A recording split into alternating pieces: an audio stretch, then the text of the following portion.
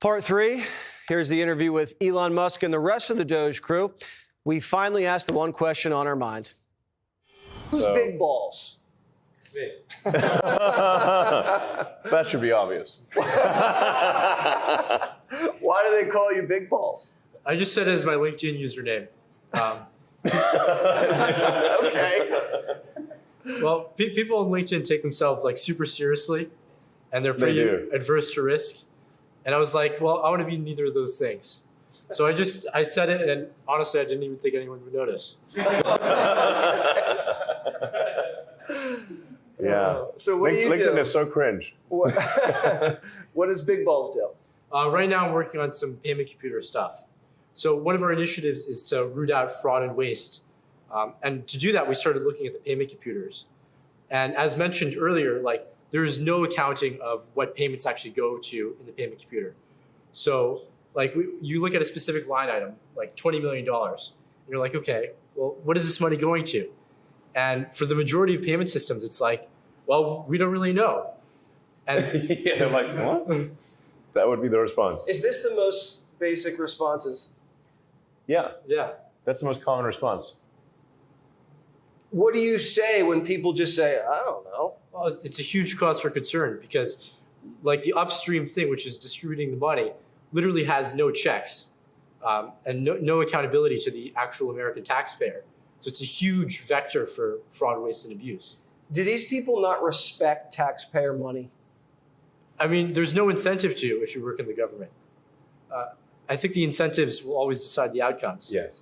Do you guys feel like you're putting yourself at risk by doing this because you're stirring up so much hostility by these people ripping us off? 100%. Well, we don't need to speculate about that. You can see online in the protests that they make that very clear. I mean, I've been hanged in effigy many times. And there have been people that have actively advocated at these violent protests for my death, and have also advocated for the death of the people at DOGE. I think the young folks of us have gotten hate mail, threats from reporters and the public alike. I think, speaking for myself, I dropped out of Harvard and came here to serve my country. And it's been unfortunate to see, lost friendships. Most of campus hates me now. But I think fundamentally, I hope people realize through conversations like this that reform is genuinely needed. And if there's one, I think this is important to say, if there's one group of people who really have a shot of success, it's the people here. They're up until 2 a.m. Monday through Sunday. DOGE does not recognize weekends. We're working all the time. What inspired you to drop out of Harvard to do this? There's a lot of reform that's needed. I think the value of this and the impact here is so much more vast than anything you could learn in a classroom doing computer science. And you guys are sleeping here, I'm hearing. You guys are up all night. You have this meeting at 10 o'clock every Wednesday? We'll probably go back to work right after this. Yeah. You're going back to work after this? Yes. Right. It's almost 11 o'clock. So that's early. It's early? Can I go to bed? It's an incredible work ethic. You guys should be really, really proud of yourself. Do good people come up to you and say thank you for doing what you're doing? Absolutely. There are people in the State Department that will stop you, or all of the agencies that we've been to, that'll stop you in the hallways or write emails and say, I was scared to write this, or I don't know if you're interested in this. But they usually have great ideas. And if they often have the best ideas because they've worked in the places and they've been stifled by the bureaucracy for so many years. So one of the great things that, at least in my experience, and we listen to them and empower them. So yes, in fact, I'd like to emphasize that because we'd like to just give a big thank you to all the government employees who are helping reduce the waste and fraud, because this is, we really couldn't do it without you. So it's a group effort. Yeah, absolutely. So I'm not trying to sort of say all government employees are bad. That's absolutely not the case. It's just that, there actually just does need to be a serious effort to reduce the waste and fraud. And we're just making it happen. And a lot of people in the government are very glad to see it happen. I think it's really important to recognize every single person around this table that's embedded within an agency is supporting that agency, whether they're working on systems or working through people. We are encountering droves of government employees who are missionaries, not mercenaries, who are actually here serving because they believe in what they're doing and they want to do things well. We are trying to empower them, and they feel empowered now to ask the question of why? Why aren't we doing this? What else can we be doing? How can we fix this? And I think agency by agency, it is filled with exceptional government employees, right? And when we give them the tools, when we give them the systems, and we leave behind systems to help them do their jobs better, that's the permanent change, right? And they're embracing that, not because it's new to them, it's because it's something they've always wanted to do. But for the first time ever, we're giving them the tools and the collaboration to be able to do that. It's a very important message. Yeah. That message needs to get out a lot more. I'm so glad you said that. We have exceptional people at all of our agencies. Exceptional. I mean, they do a thankless job and they work incredibly hard. I love to hear how collaborative it is with these people in these agencies, and it's not all conflict. Sometimes in the media, you always hear about conflict, and you guys are considered these ruthless suits that come in and scare people. But it's Conflict is the exception. There is Yeah. conflict, but that is the exception. It's actually true of history in general. People study the wars a lot, but actually most of the time there wasn't war. it's just not as exciting. It's just not as exciting. Right. Exactly. Well, for the TV guys, we like conflict, but in this case, we love the collaboration. So thank you guys. Thanks for allowing me this access in here. All right, in other news, 100 days of President Donald Trump's second term means 100 days of Elon Musk and his effort to eliminate wasteful government spending. So Rich Edson is live outside the White House with more on DOGE and just how much it has saved the American taxpayer and what its future looks like, Rich. Yeah, that's right, Brian Ainsley and Lawrence. The Department of Government Efficiency and Elon Musk say they've already saved billions of dollars for U.S. taxpayers, $160 billion according to the department, which breaks down to about $1,000 a taxpayer. Ways to go, though, to the $2 trillion Musk initially targeted. DOGE has slashed federal programs, employees, and entire departments. Is DOGE just getting started? This is a long-term enterprise. It's a long-term enterprise because if we take our eye off the ball, the waste and fraud will come roaring back.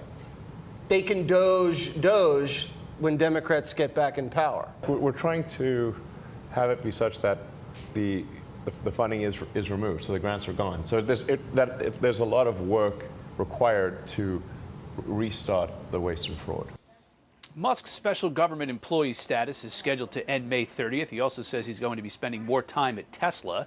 Democrats want him out now. They accuse DOGE of overinflating savings, cutting vital government services, research, and foreign aid. Yesterday, Vice President J.D. Vance toured a steel factory in South Carolina, where he said the Trump administration's first 100 days marks the golden age of American manufacturing and also oil production.